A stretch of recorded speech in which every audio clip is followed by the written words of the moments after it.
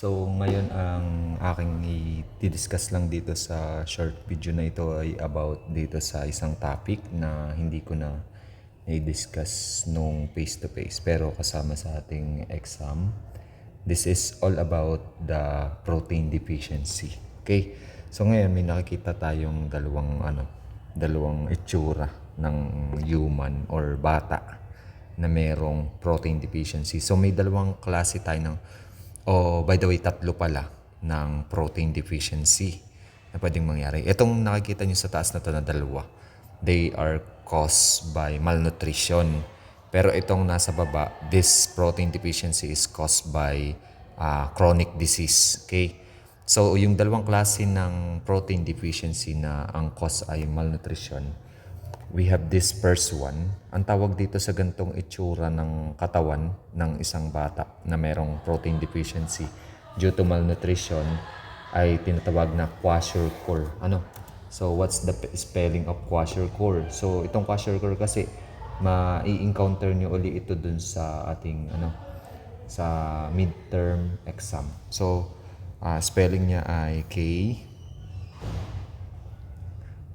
W A S H O O I O K O R. Okay, kwashiorkor.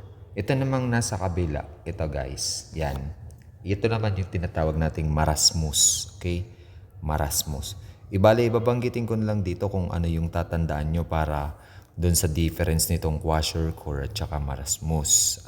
Pero in terms naman in physical structure or physical sa kanilang morphology nung dalawa, yung external appearance, ay makikita nyo na agad yung difference. Yung mga may kwashiorkor kasi na protein deficiency, malalaki ang tiyan.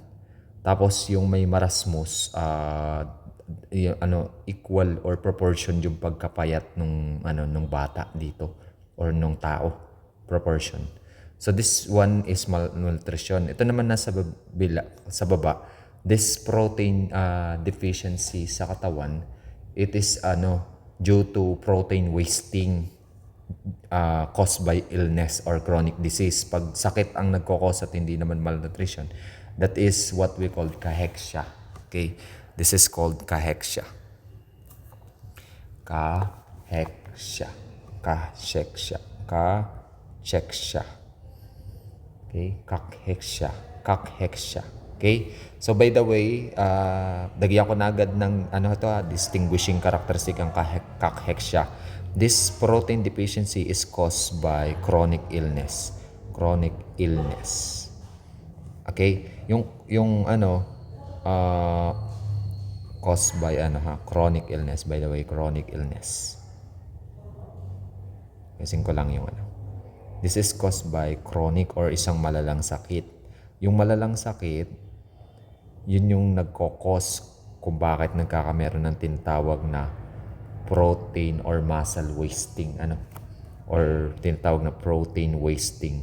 Yung protein ng katawan, sa halip na maging magamit sa mga biological processes ng katawan, ay nasasayang lang because of the chronic illness. Especially, for example, if may tuberculosis yung tao, mayroong diabetes, may cancer, so nagkakameron siya ng protein wasting, namamayat talaga yung katawan.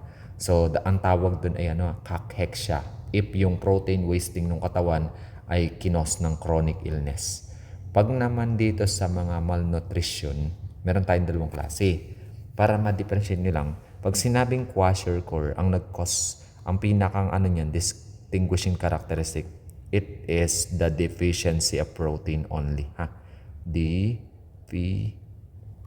is very specific for protein. Deficiency of protein only. Dito sa kwashiorkor, deficient yung isang bata or isang human sa protein lang pero hindi sa ibang nutrients. Ibig sabihin, meron siya ditong enough energy. Okay? So ibig sabihin, Okay naman yung kanyang carbohydrates, okay naman yung kanyang mga vitamins na iba, okay naman yung kanyang mga ibang nutrients. Ang nagdi-deficient lang talaga sa katawan niya ay protein. Ang tawag doon ay kwashiorkor. Now, kapag naman multiple nutrients, kasama na ang protein, kasama na ang mga energy-giving food, kasama na mga vitamins, minerals, lahat ay deficient. Ang tawag naman marasmus. Ito yung total deficiency. So, total deficiency of all the essential nutrients sa katawan ng tao, including protein. Tandaan nyo, including protein. Okay? Tandaan nyo lang itong dalawang ito ha. Pag kwashiorkor, deficiency of protein only. Protein lang. Pero merong enough na energy or calories dito ang katawan ng bata. Meron siyang nutrition na iba. Okay yung iba niyang nutrition. Dito sa marasmus, total deficiency na talaga to. Kasama na yung mga energy-giving food, mga vitamins, mineral, kasama yon, including protein. Ang tawag dun, marasmus. Okay? So, in terms of physical structure or symptoms ng protein deficiency na kwashiorkor, kadalasan dito ang mga may fatty liver, meron silang moon face, thin and brittle hair, tapos bulging abdomen, malaki yung tiyan. Tapos yung kanilang liver, diyan, puro fats. Dito naman sa marasmus, physical attributes nila, meron silang loss of muscle mass. Talaga yung mga muscle na wala kasi deficient talaga sila kahit sa other nutrients. Tapos meron silang simian face, okay, payat, lugok yung muka, and thin and brittle hair. Same lang dito sa kabila.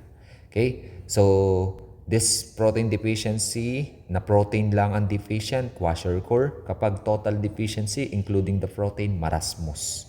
Okay? And this one, cachexia, is caused by chronic illness. Pag nagkasakit yung katawan ng tao, magkakos yun ng pinatawag na protein wasting o yung mga protein ng muscles ay madidegrade because of certain chronic illness. Okay?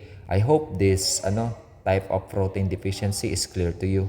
This three is included or lalabas ito sa inyong midterm exam. That's all for this short video. That's all for this video and God bless.